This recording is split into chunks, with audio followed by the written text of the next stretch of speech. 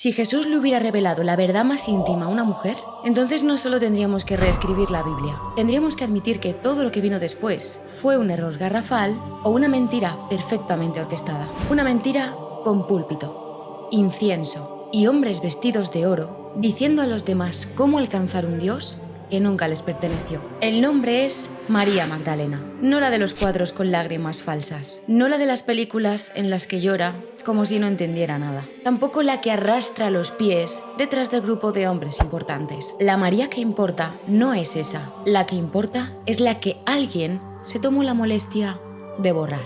El texto que la salvó del olvido apareció donde casi todo lo que importa ha aparecido, por accidente. Egipto, 1896, un anticuario con más polvo que libros y una compra insignificante que acabó en una biblioteca de Berlín, ignorada durante décadas. El Evangelio de María, un códice en copto, mutilado, con páginas que faltan como si alguien hubiera arrancado lo esencial a propósito, como si hubiese partes del mensaje que simplemente no debíamos conocer, como si el silencio fuera más útil que las palabras. No lo encontraron entre los textos de Nag Hammadi, aunque suele meterse en el mismo saco por comodidad. Los códices de Nag Hammadi aparecieron casi 50 años después, enterrados en una vasija, custodiados por siglos de tierra egipcia. Dentro, los evangelios que desafían el relato oficial. Felipe, Tomás, la verdad. Pero el de María, no. El de María había sido encontrado antes. Lo que ocurre es que, cuando no interesa, el hallazgo de algo así no se celebra. Se entierra otra vez, pero esta vez con archivadores. No sabemos quién lo escribió. Eso no impide que sea más revelador que cualquier otro. Lo que sí sabemos es que fue escrito por alguien que consideraba a María no una seguidora, sino una receptora directa del conocimiento de Jesús. No como adorno ni como asistente, como interlocutora, como igual. El texto comienza a medias. Faltan las primeras páginas. Lo que sigue parece una conversación entre Jesús resucitado y sus discípulos. Él no está dando un sermón, está cerrando un ciclo, hablando del alma, de la liberación, de cómo lo real no es lo visible, sino lo que cambia. Y es entonces cuando se va. Se desvanece, o asciende, o desaparece. No se detalla, solo se dice que se fue. Los discípulos, como siempre, no entienden nada. Tienen miedo, se preguntan cómo van a seguir. Se aferran a la idea de que necesitan guía, una estructura, algo que les mantenga unidos. Y quien se adelanta no es Pedro, no es Mateo, no es ningún apóstol con nombre de calle. Es María, la única que parece haber entendido lo que acaba de pasar. Ella les habla, les recuerda lo que dijo, les repite que el maestro enseñaba que no había que aferrarse al cuerpo, ni temer a la muerte, porque lo que importa está dentro, no fuera. Lo dice con una serenidad que descoloca. Y entonces pasa lo que tenía que pasar. Pedro no lo soporta. Pregunta por qué Jesús le hablaría a ella en privado y no a ellos. ¿Por qué deberían creerle? Cuestiona su autoridad, no por lo que dice, sino por lo que representa. Una mujer hablando como si tuviera la misma legitimidad que ellos, como si el maestro la hubiera preferido a ellos, como si eso fuera posible. El texto continúa con un relato extraño. María explica una visión que tuvo, en la que el alma asciende atravesando distintos niveles, cada uno representando un obstáculo psicológico, deseo, ignorancia, ira. Son personificaciones, entidades simbólicas que intentan retener al alma e impedirle avanzar. Cada vez que el alma supera uno de estos niveles, se libera un poco más, hasta que finalmente alcanza el descanso. Lo perturbador no es el contenido místico. Lo perturbador es que quien lo transmite no es Jesús, es ella. Es María quien posee el mapa, quien comprende cómo salir de la rueda del sufrimiento. Ella ha entendido. Los demás no tanto. La reacción no se hace esperar. Pedro se enfurece, Andrés también. Ambos cuestionan si lo que María dice es real, si acaso no está inventando. Si no será que el enemigo se ha disfrazado con palabras bonitas. Típico. Cuando una mujer sabe más, la sospecha no es que esté iluminada, la sospecha es que esté poseída. Pero hay uno que la defiende. Leví dice que si el Salvador la reconoció digna, ¿quiénes son ellos para rechazarla? Que la enfrentan porque es mujer, porque les molesta que el maestro la eligiera. Y añade algo que desarma, que el Salvador la amaba más que a ellos. Eso es lo que no podían tolerar, porque si la amaba más que a ellos, entonces todo lo que han construido desde entonces no tiene base. Entonces los cimientos están podridos. Entonces el cristianismo, tal y como lo conocemos, es una visión filtrada, manipulada, editada por hombres que no soportaban que la verdad viniera con voz de mujer. En paralelo, en el Evangelio de Felipe, otro texto gnóstico hallado en Nag Hammadi, se repite la misma idea. María es descrita como la compañera del Salvador. Y hay una línea que muchos han citado, aunque pocos han querido entender. El Salvador la besaba a menudo en la boca. No es una escena romántica, es una transferencia. En la tradición gnóstica, el beso simboliza el paso de la sabiduría, la gnosis. No el afecto sentimental, sino el reconocimiento de que el otro es capaz de sostener lo divino. Aún así, esa imagen resulta insoportable para quienes durante siglos sostuvieron un relato de castidad forzada, de divinidad masculina, de poder piramidal. No podían permitir que la persona más cercana a Jesús no fuera un hombre, no fuera Pedro, no fuera Pablo, que fuera una mujer. Y encima, una mujer con palabra propia. El Concilio de Nicea, año 325. Allí se decide lo que entra y lo que no, lo que será doctrina y lo que será herejía, no por inspiración divina, por voto humano, política, estrategia y poder. Los evangelios gnósticos, fuera. Las visiones místicas, fuera. Lo femenino, anulado. Todo lo que sonara conexión interior fue tachado. Lo que se mantuvo fue lo externo, la cruz, el pecado, la autoridad clerical. Y María, en ese proceso, fue reducida. No podían borrarla del todo, así que hicieron lo siguiente. La mezclaron con otras mujeres. La identificaron como la pecadora pública, con la adúltera, con la mujer poseída. 3 historias, 3 mujeres distintas, fundidas en una sola. Así lograban lo que necesitaban, mantenerla en el relato, pero bajo control. La mujer agradecida, pero subordinada. La que recibe perdón, no la que ofrece verdad. Así, la maestra se convirtió en objeto de compasión. El testigo directo del resucitado se convirtió en un pie de página. La transmisora de la gnosis, convertida en penitente. Y nadie dijo nada. Porque cuando te enseñan la historia desde niño, con figuras brillantes en vitrales, con frases memorizadas, con temor al infierno, cuesta mucho mirar a los ojos la posibilidad de que todo eso esté construido sobre una negación sistemática del femenino. Y no solo en términos biológicos, en términos espirituales. El Evangelio de María no fue suprimido porque fuera irrelevante. Fue suprimido porque era inaceptable. Porque al leerlo, algo en ti resuena. No desde la cabeza, desde las tripas. Porque hay algo en esas palabras que no suena a doctrina, sino a memoria, como si ya lo supieras, como si lo hubieras olvidado a propósito.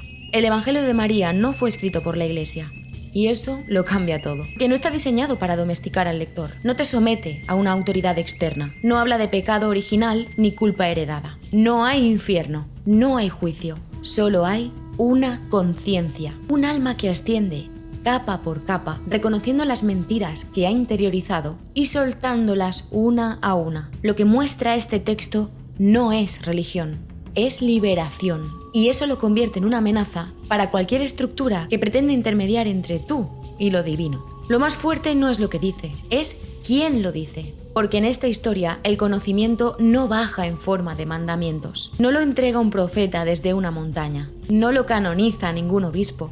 Aquí, la sabiduría emerge en la voz de una mujer que no está callada, que no pide permiso, que no pregunta, enseña, que no busca guía, la ofrece. Las páginas del Códice Copto, las que se conservan, comienzan en medio de una conversación. Las 6 primeras se perdieron, probablemente por deterioro o censura. Lo que sí queda es el centro, una escena posterior a la resurrección, donde los discípulos están confundidos. Han visto al maestro ascender y ahora no saben qué hacer. Tienen miedo, se sienten huérfanos, lo buscan afuera. Y como siempre ocurre cuando el liderazgo se tambalea, los que tienen menos claridad son los primeros en buscar el control. María toma la palabra. Lo hace con una naturalidad que sorprende, porque en ningún momento aparece como alguien que necesita imponerse. Simplemente dice lo que ha visto, lo que sabe. Le recuerda que el maestro les enseñó a no tener miedo, que lo real no puede ser amenazado, que la muerte no es el final, sino una ilusión de los sentidos, que el Hijo del Hombre, el verdadero, no el dogmático, habita dentro de cada uno de ellos. El texto dice: no os ataquéis entre vosotros, ni dudéis como ellos, porque el Hijo del Hombre está en vosotros. No es una metáfora, es un golpe directo al sistema de creencias. Si lo divino está en ti, entonces nadie puede controlarte a través de Dios. Ni una iglesia, ni un sacerdote, ni una doctrina. Lo divino ya te habita, no se mendiga, se recuerda. Cuando termina de hablar, Pedro interrumpe. No para comprender, para cuestionar. ¿Ha hablado el maestro con una mujer? ¿Y en secreto? ¿Y no abiertamente con nosotros? Pedro no está pidiendo explicaciones. Está dejando caer una sospecha, una duda envenenada. Está diciendo que si esa sabiduría no la recibió él, un hombre, un discípulo visible, un futuro pilar institucional, entonces probablemente no sea válida. Esa pregunta marca el inicio del silenciamiento que vino después. No se trató de una confusión teológica, fue una disputa de poder. Lo más duro es que María no responde con violencia, no necesita defenderse. Es Leví quien interviene y lo hace con una claridad que atraviesa el tiempo. Si el Salvador la consideró digna, ¿quién eres tú para rechazarla? El Salvador la conocía perfectamente, por eso la amó más que a nosotros. Y aquí el texto termina, al menos en lo que tenemos. La copia de Berlín, Papyrus Verolinenses Gnosticus 8502, se corta abruptamente y con ella se corta también un acceso directo a lo que podría haber sido uno de los testimonios más auténticos y reveladores de los primeros cristianos. Pero lo que quedó, basta. La escena del Evangelio de María no es única. En otros evangelios gnósticos también aparece ella, y siempre con un rol clave. En el Evangelio de Tomás, otro texto hallado en Nag Hammadi en 1945, Jesús dice: si sacas lo que hay dentro de ti, eso te salvará. Si no lo sacas, eso que hay dentro de ti te destruirá. Es el mismo mensaje. El conocimiento salvador no viene de fuera, no viene de rituales ni de estructuras, viene del interior, del conocimiento, de la gnosis. En el Evangelio de Felipe, María aparece como compañera de Jesús. La palabra original en copto es koinonos, que puede traducirse como compañera, coheredera o consorte espiritual, y que se ha interpretado de muchas maneras. Algunos académicos como Marvin Meyer han sugerido que esta cercanía podría haber adquirido una dimensión íntima o afectiva, pero no hay ninguna frase en el texto que describa una relación carnal. Lo que sí hay es esto: 3 caminaban siempre con el Señor: María su madre, su hermana y Magdalena, la que es llamada su compañera, porque María Magdalena es su compañera. Más que a los otros discípulos, amaba a María y la besaba a menudo en la boca. La frase ha sido criticada, distorsionada, incluso censurada en algunas traducciones, pero está allí documentada, registrada, no como escena morbosa, sino como indicio de una tradición directa de conocimiento, algo que en el contexto gnóstico tiene sentido. El beso como símbolo de entrega espiritual, de comunión mental. Lo que realmente molesta de estos textos no es si se besaban o no. Lo que molesta es que ponen a María en el centro de la revelación, y eso hace que todo el edificio del patriarcado posterior quede temblando. ¿Qué ocurrió con estos evangelios? Fueron clasificados como heréticos por los obispos del siglo II y III.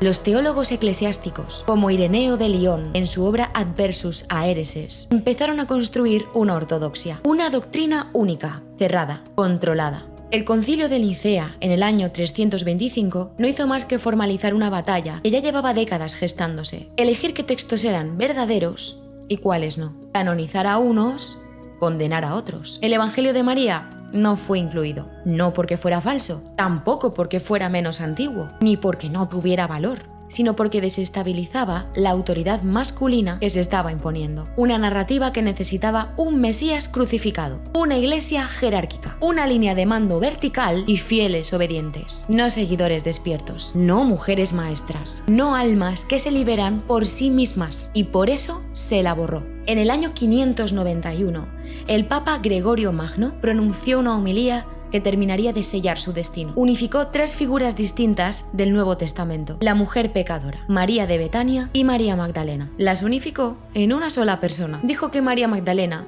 fue la mujer que lavó los pies de Jesús con lágrimas, la que fue liberada de 7 demonios y que además había sido prostituta, sin pruebas, sin fundamento, solo con intención. Esa predicación se convirtió en dogma popular. A partir de ahí, durante más de 1000 años, la imagen oficial de María Magdalena fue la de la prostituta redimida. Ni una palabra sobre su rol como discípula, ni mención de su posible liderazgo, nada sobre el evangelio que lleva su nombre. Todo eso quedaba fuera del relato. Lo que estás escuchando no es una teoría alternativa, es el resultado de comparar textos antiguos, de leer lo que la Iglesia no quiso canonizar y de confrontarlo con los documentos que sí se conservaron. Lo han hecho investigadoras como Karen L. King, historiadoras como Elaine Pagels y teólogos valientes que no temen levantar las faldas del cristianismo. No se trata de creer o no creer, se trata de saber. Y el saber no se impone, se recuerda, porque la verdad no necesita defensores, solo necesita que dejes de tener miedo a verla. Las preguntas no empezaron en el siglo XXI,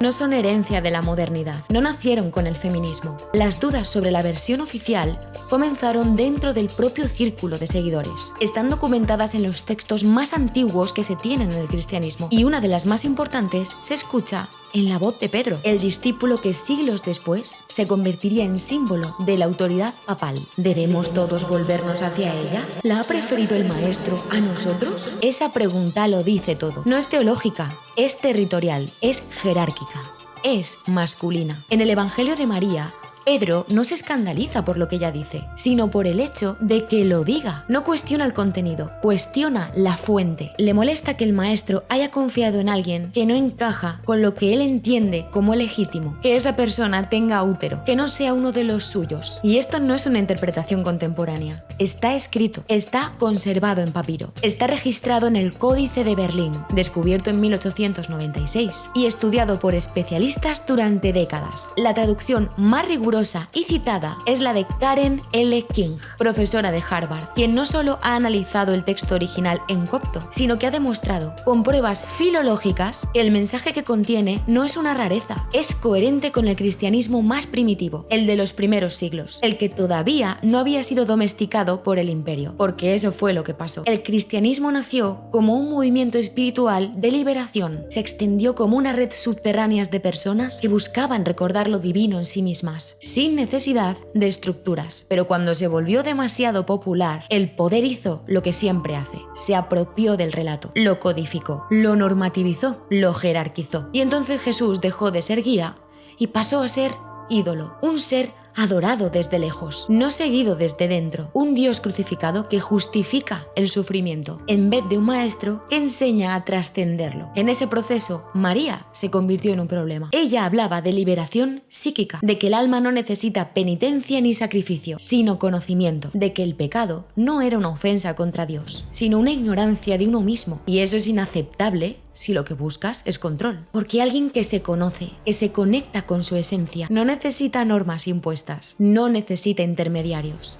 no necesita iglesias. En el centro del Evangelio aparece uno de los pasajes más crudos. María describe una visión en la que el alma asciende atravesando lo que los gnósticos llamaban los poderes, entidades simbólicas que representan bloqueos internos. El primero es la oscuridad, que intenta retener al alma en el miedo. Luego aparece el deseo, que intenta persuadirla con placeres. Más tarde viene la ignorancia, que le recuerda sus pecados pasados. Finalmente, la ira y el juicio falso, que intentan aplastarla con la culpa. Pero el alma responde, y lo hace con autoridad. No os he conocido como destructores, sino como creadores. Vosotros no me habéis conocido. Yo he sido conocida por mis semejantes. El conocimiento de la verdad que reside en mí ha destruido los poderes. He vencido al olvido. Este fragmento no es alegórico, es una declaración de independencia. Es el alma reconociéndose como soberana. Es el sujeto espiritual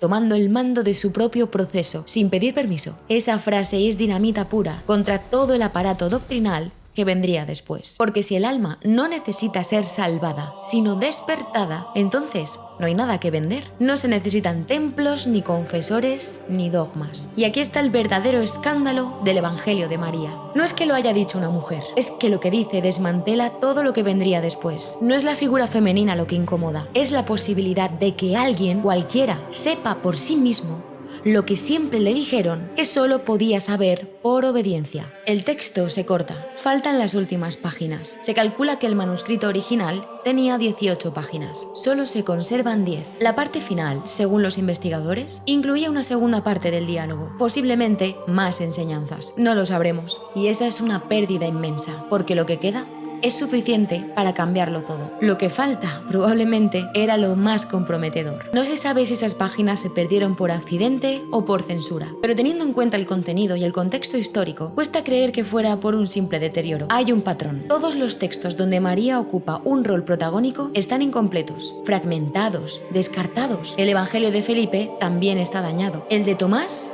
incompleto. En todos, la mujer aparece con fuerza, pero en textos que apenas sobrevivieron. Es como si la historia hubiera querido borrarlas con un cuchillo. No todas las comunidades cristianas del siglo II pensaban igual. Las hay que consideraban a María Magdalena una figura central. En los escritos de los valentinianos, una corriente gnóstica muy influyente en Egipto, se hablaba de ella con respeto. Se la reconoce como receptora del conocimiento esotérico, no como pareja de Jesús ni como personaje secundario, como iniciada. Y aquí hay que detenerse, porque la figura de María no está sola, forma parte de un patrón más amplio. En los evangelios gnósticos, el femenino no es un apéndice, es una energía necesaria. Lo que se busca es la reintegración de los opuestos, lo masculino y lo femenino, no en términos de género, sino de estructuras internas. Lo femenino representa lo oculto, lo intuitivo, lo receptivo, el conocimiento silencioso que no necesita demostrarse. Y el texto de María está construido desde ahí. No convence,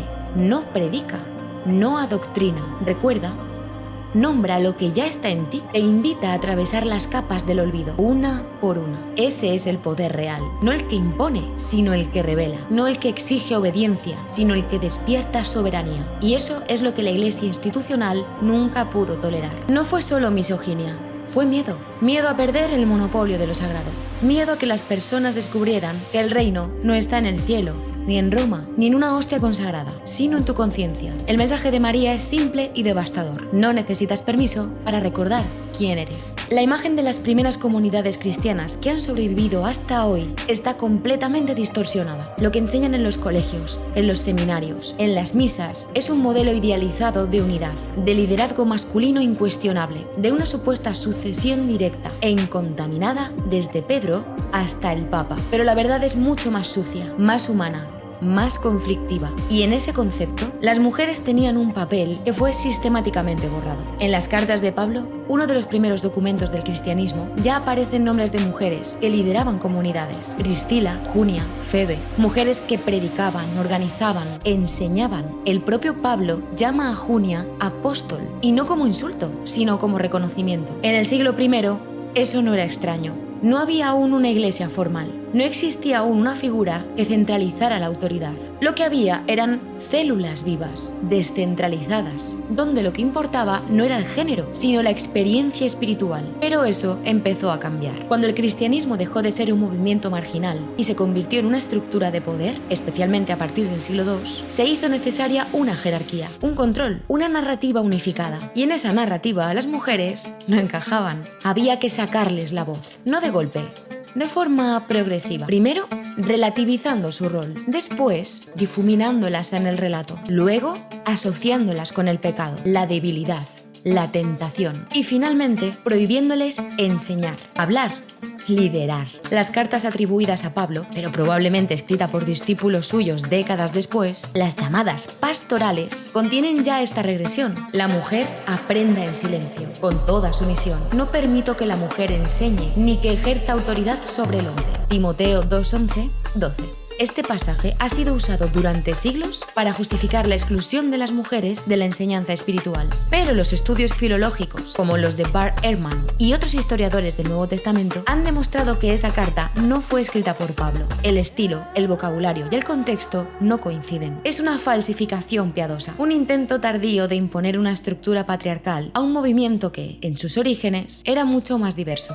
Y en medio de ese proceso, María Magdalena representaba todo lo que molestaba. Una mujer con palabra propia, con autoridad directa, sin intermediarios, con conexión real al maestro. No era mártir, no era esposa, no era madre, era testigo, era iniciada, era transmisora de conocimiento. Ese es el verdadero escándalo. Los textos gnósticos recuperados en Nag Hammadi en 1945 reabrieron una puerta que llevaba más de 1000 años cerrada. En ellos La figura femenina tiene un peso que el cristianismo ortodoxo jamás aceptó, no como complemento ni como adorno, sino como manifestación activa de lo divino. En el Evangelio de Tomás, los discípulos preguntan a Jesús por el papel de las mujeres. Pedro otra vez protesta: haz que María se aleje de nosotros, porque las mujeres no son dignas de la vida. Y Jesús responde: yo mismo la guiaré para hacerla hombre, para que también ella se convierta en un espíritu viviente, semejante a vosotros, porque toda mujer que se haga hombre entrará en el reino. A primera vista parece misógino, pero los estudios gnósticos han revelado que esta expresión no es literal. No se trata de cambiar de género, sino de trascenderlo. En el lenguaje gnóstico, hacerse hombre significaba integrar la totalidad de lo humano, lo femenino y lo masculino. El objetivo era convertirse en un ser completo, no un hombre biológico,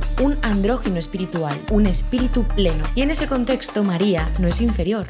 Es el modelo. Ella es quien ha hecho el camino. Ella es quien se ha liberado de los poderes, quien ha vencido al olvido, quien recuerda lo que el resto apenas intuye. El relato institucional necesitaba un modelo de mujer que obedeciera, que se arrepintiera, que callara. María no servía para eso. Por eso en el siglo VI, la Iglesia decidió refundirla con otras mujeres. No había base textual para esa identificación.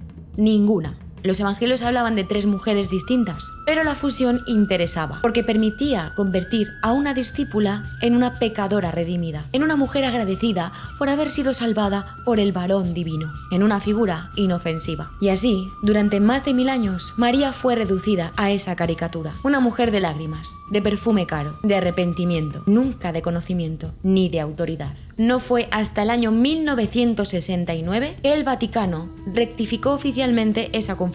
Tarde, el daño ya estaba hecho. La imagen había quedado tatuada en el imaginario colectivo y, sin embargo, el texto seguía ahí, en Berlín, en copto, en las páginas que resistieron el olvido. Hoy, más de un siglo después de su hallazgo, el Evangelio de María sigue sin ser incluido en el canon. No aparece en las liturgias, no se lee en las iglesias, no se menciona en los sermones, porque sigue siendo demasiado claro, porque no se puede espiritualizar su mensaje sin dinamitar estructuras, porque dice sin rodeos que la verdad no se recibe de fuera, sino que brota de dentro. Y eso no se puede controlar, tampoco se puede administrar, eso no se puede usar como instrumento de poder. Y entonces se calla. Lo que queda del Evangelio de María es fragmentario, pero no es débil. Lo que sobrevive no es una historia decorativa, ni una anécdota sentimental. Lo que se conserva es una arquitectura, una hoja de ruta para el alma, un modelo de liberación radical que no necesita mandamientos, ni sacrificios, ni templos. Solo necesita que alguien se atreva a mirar dentro. En el centro del texto hay un relato que María comparte con los discípulos. Dice que ella vio al Maestro en una visión, no una aparición externa, sino una experiencia interior. Jesús no se le aparece como espectro, tampoco como una figura flotante. Se manifiesta desde el interior, como una presencia que habla desde el alma misma. En ese estado de conciencia expandida, Jesús le transmite el conocimiento profundo del alma, el camino de retorno a la plenitud.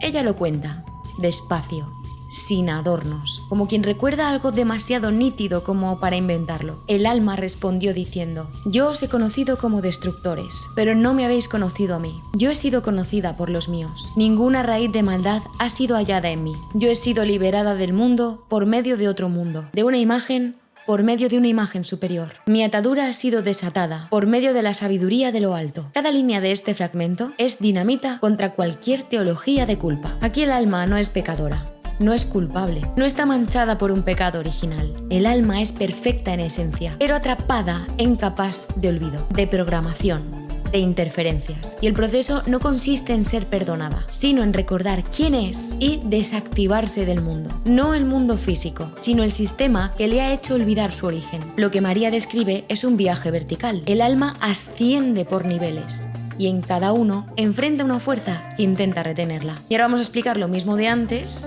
pero un poquito más profundo, ¿vale? Primero aparece la oscuridad. No es una entidad con cuernos ni un demonio. Es la ignorancia, la falta de visión. Es el primer obstáculo porque es el más denso. La oscuridad no es el mal, es la ausencia de claridad. Es no saber de dónde vienes. Es pensar que eres lo que te dijeron que eras. La oscuridad se disfraza de rutina, de normalidad, de conformismo. Después, el alma supera al siguiente poder: el deseo. Aquí el texto Es claro, el deseo no es el placer sexual, ni tampoco la atracción carnal. Es el apego, la necesidad de aferrarse a algo externo para sentir que se existe. Es la trampa de la identificación. Yo soy mi cuerpo, yo soy mi historia, yo soy lo que me falta. El alma debe deshacerse de esa necesidad de buscar fuera. Solo así puede continuar. Más adelante aparece la ignorancia. Esta es más sutil. La ignorancia habla, tiene voz. Le dice al alma, no eres digna. Le recuerda todo lo que ha hecho mal. Le enumera los errores, los fracasos, las veces que se cayó. La quiere hacer dudar.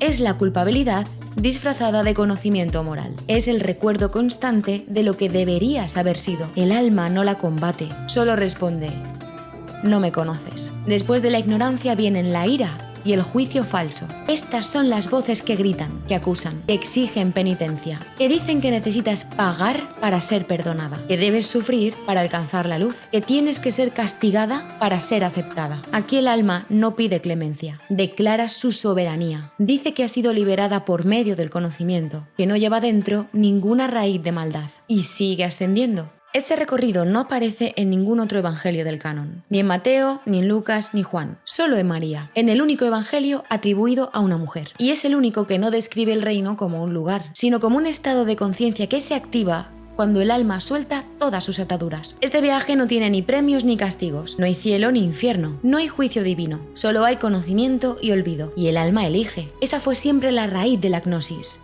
No creas. Recuerda, y por eso fue tan combatida, porque no hay forma de organizar masas alrededor de un mensaje que no necesita templos. No se puede controlar a quien ya no busca fuera. No puedes asustar con el infierno a quien sabe que no hay infierno, a quien sabe que el infierno es psicológico. No puedes manipular con el perdón a quien ya no se culpa. Lo que María describe no es misticismo emocional, es ingeniería espiritual. Es una mecánica del despertar, un protocolo que describe con exactitud los pasos que atraviesa el alma cuando decide regresar al origen. En la historia oficial del cristianismo, el alma necesita ayuda, un sacerdote, un confesor, una absolución, un bautismo, siempre algo externo. En el Evangelio de María, no. El alma habla por sí misma, se defiende, se reconoce y asciende por mérito propio. Lo que enseñaba Jesús no era religión, tampoco liturgia, no era una doctrina cerrada. Era un método para despertar del sueño colectivo, un camino de desprogramación, no de adoración. En los evangelios canónicos, la figura de Jesús estaba moldeada por la teología paulina, el sacrificio, el pecado, la salvación por medio de su sangre, pero en los evangelios gnósticos lo que aparece es otra cosa, una figura que no exige fe, sino que invita a ver, no un redentor que salva desde fuera, sino una guía que apunta hacia adentro. El evangelio de Tomás, hallado en Nag Hammadi, es un ejemplo de eso. No tiene narración, no hay milagros, no hay crucifixión, solo frases densas, breves, cargadas de dinamita espiritual. El reino está dentro de vosotros y fuera de vosotros. Cuando os conozcáis a vosotros mismos, entonces seréis conocidos. Evangelio de Tomás, Logion 3. Si sacas lo que hay dentro de ti, eso te salvará. Si no lo sacas, eso que hay dentro te destruirá. Logion 70. Yo no soy vuestro maestro, porque vosotros habéis bebido y os habéis embriagado en la fuente que yo he hecho brotar. Logion 13. Estas frases no exigen sumisión, invitan a recordar, y eso conecta directamente con lo que transmite María, porque el mensaje es el mismo. Todo lo que buscas ya está en ti. No necesitas a nadie para alcanzarlo, solo quitar las capas que te impiden verlo. En el Evangelio de María, cuando ella describe el viaje del alma, no está transmitiendo una nueva doctrina, está recordando la enseñanza de Jesús en su forma más pura, no institucionalizada, no filtrada ni domesticada. Y eso, para los que han construido un imperio sobre la mediación espiritual, es una amenaza. Los evangelios canónicos fueron elegidos por su funcionalidad. El proceso de canonización no fue divino, fue político. Se definió que libros eran inspirados en base a su coherencia con la estructura eclesiástica emergente. Y los evangelios que hablaban de Jesús como un maestro interior, que hablaba de despertar, que promovía igualdad espiritual, fueron descartados. Entre ellos el de María, porque no servía al sistema. El teólogo alemán Hans Jonas, uno de los grandes expertos en gnosticismo del siglo XX, dejó claro que los textos gnósticos representan una de las formas más radicales de espiritualidad, porque no buscan someter al creyente, sino empujarlo hacia su soberanía interior. Eso los hace incompatibles con toda religión que funcione como estructura de poder. Y eso explica por qué la enseñanza de María no fue perseguida solo por ser una mujer, sino por ser una mujer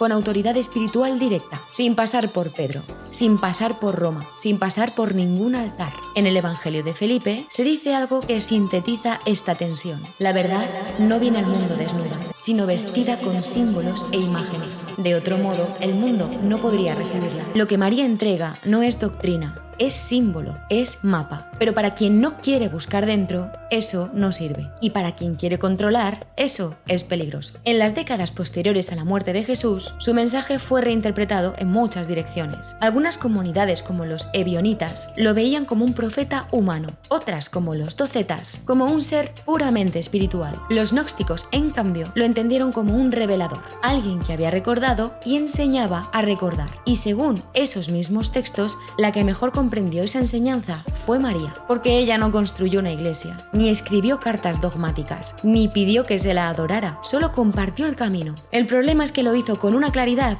que rompía todos los esquemas. La estructura del viaje del alma, que aparece en el Evangelio de María, no es un caso aislado. Tiene paralelos en otros textos gnósticos, el libro de Tomás el Contendiente, el apócrifo de Juan, la hipóstasis de los arcontes. En todos ellos, el alma atraviesa niveles de control, poderes, arcontes, eones inferiores, no como demonios literales, sino como simbolismos de los sistemas mentales que te impiden recordar tu origen. Y en todos ellos el conocimiento es la llave, no la fe ni el sacrificio, tampoco el sufrimiento. Conocimiento, recordar, despertar. Eso es lo que enseña Jesús. Eso es lo que transmite María. Y eso es lo que fue eliminado de la versión oficial. Lo que hizo la Iglesia no fue suprimir el mensaje de Jesús, fue reemplazarlo. No podían eliminar del todo su figura. Estaba demasiado arraigada. Demasiada gente lo recordaba, lo seguía, lo invocaba. Así que optaron por otra estrategia. Dejar su nombre, pero cambiar su voz. Vaciar el contenido y rellenarlo de doctrina. Desactivar su mensaje y convertirlo en un monumento. Jesús dejó de ser maestro para convertirse en objeto de culto. Ya no era alguien que te enseñaba a despertar, sino alguien a quien debías adorar.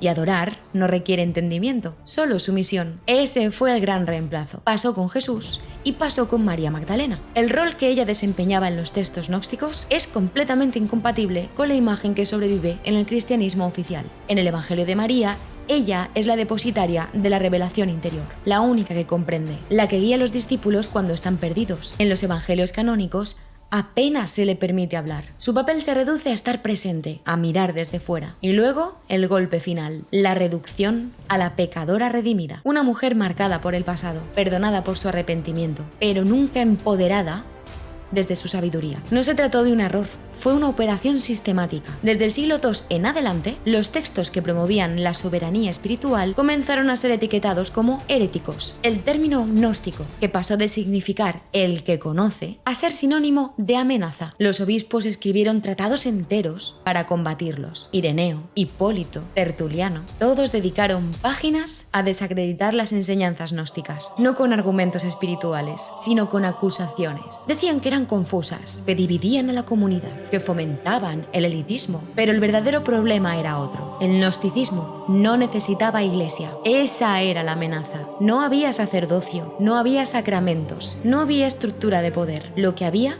era una experiencia directa del conocimiento. Cada persona podía, por sí misma, despertar. Y para eso no hacía falta pertenecer a una institución, ni seguir un dogma, ni pagar indulgencias. Solo hacía falta atravesar el olvido. María, en ese esquema, era un ejemplo vivo de lo que más temían. Una mujer que no necesitaba autorización para hablar en nombre del Maestro. Una mujer que no obedecía al orden patriarcal. Una mujer que lideraba sin pedir permiso. Y además, alguien que lo hizo desde la experiencia interna, no desde la jerarquía externa. Y por eso fue silenciada. Por eso su evangelio fue dejado fuera del canon. Por eso durante siglos se repitió que su rol era menor, marginal, secundario. Porque si su verdad salía a la luz, el edificio entero temblaría. La versión institucionalizada del cristianismo se construyó en los siglos posteriores a Jesús. No fue inmediata, requirió debates, imposiciones, violencia incluso. Lo que empezó como una red descentralizada de buscadores espirituales se fue consolidando en torno al poder de Roma. Y Roma no hacía nada sin estrategia. Necesitaban orden, una doctrina clara, una estructura vertical, y para eso necesitaban una narrativa sin fisuras. A partir de ahí, lo que se impuso no fue el mensaje de Jesús, sino la versión útil de su mensaje. Una cruz vacía de sentido iniciático, un dogma que premiaba la obediencia ciega, un sistema que giraba alrededor del castigo y la recompensa, y sobre todo, una estructura que separaba lo femenino de lo sagrado, porque el femenino, en su forma más profunda, no se puede controlar, no obedece esquemas lineales, no entra bien en las jerarquías. El conocimiento interior, intuitivo, simbólico, disruptivo, siempre se ha asociado a lo femenino, no a la mujer como género, sino a la energía que incomoda al poder, porque no se deja traducir en normas. Eso es lo que María Magdalena encarna, y eso es lo que se intentó destruir. Cuando el Evangelio de María fue encontrado en 1896, no causó ninguna revolución. El códice estaba en manos de un anticuario en El Cairo, una compradora alemana.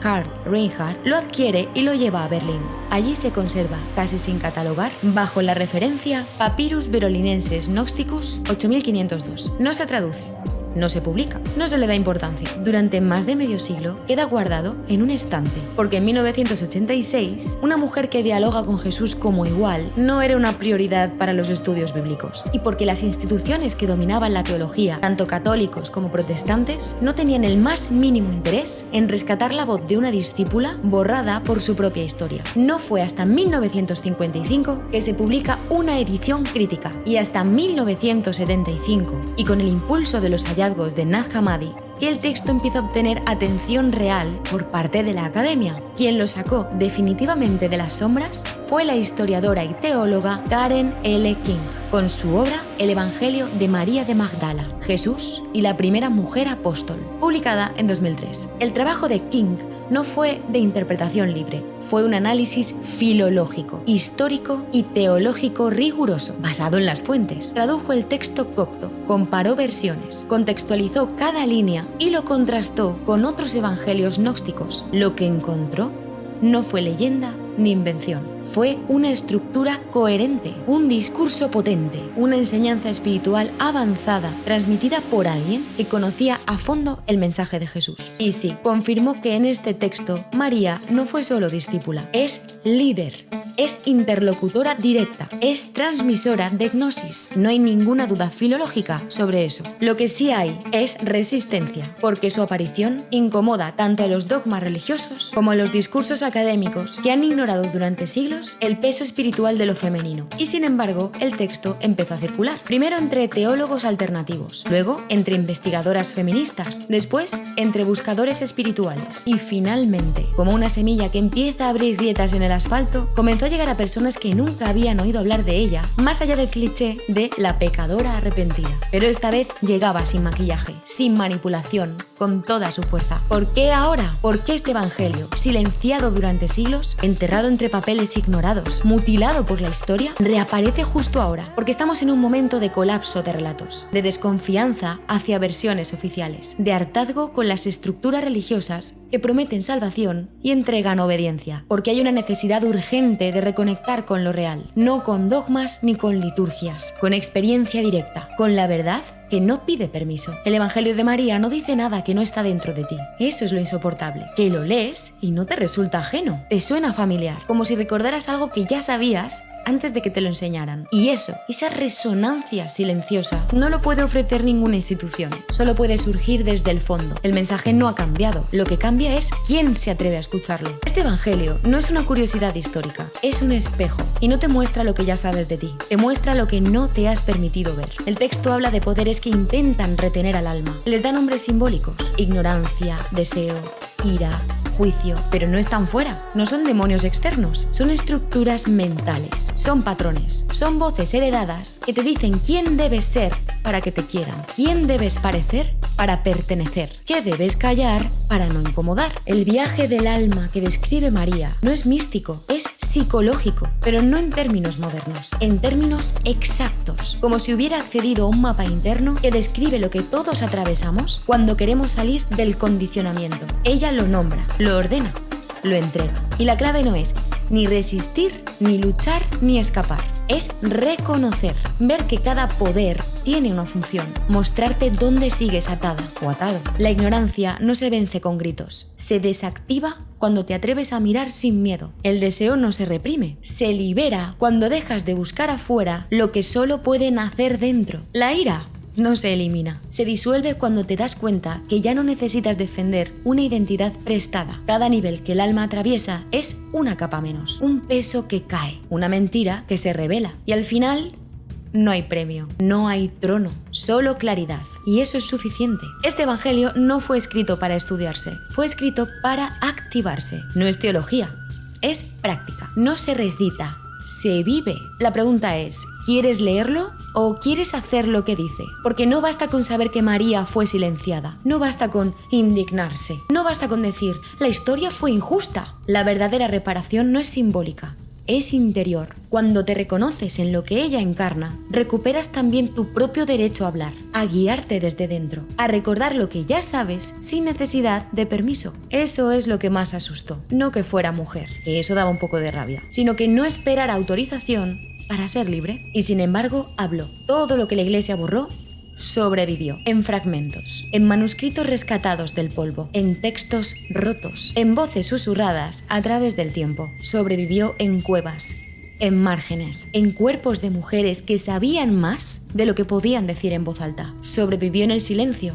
Y ahora vuelve, no para reclamar venganza, para restaurar la memoria. María Magdalena no fue una figura decorativa, no fue una actriz secundaria, no fue una pecadora arrepentida, fue una iniciada, una portadora del mensaje real, la única que en esos primeros años de caos no confundió la forma con el fondo. No necesitaba un templo, no necesitaba un cargo, solo hablaba porque sabía, y sabía porque recordaba. El Evangelio de María no te pide fe, ni tampoco te exige obediencia. No necesita que creas, solo te pone frente a una verdad tan antigua que parece nueva y tan tuya que da vértigo. Que el alma es libre, que no hay castigo esperando, que la ignorancia no es pecado, pero sí cárcel, y que el conocimiento, el verdadero, el que nace desde dentro, no se predica, se vive. Este evangelio no sobrevivió por casualidad, se mantuvo oculto hasta que alguien estuviera listo para escucharlo sin miedo, sin necesidad de convertirlo en símbolo, sin necesidad de domesticarlo. Y ahora estás aquí, no para recuperar un texto antiguo, sino para recordar algo que ya sabías, pero que habías aprendido a callar. Que no hay voz más peligrosa que la que no necesita permiso, y que María Magdalena sigue hablando a través de ti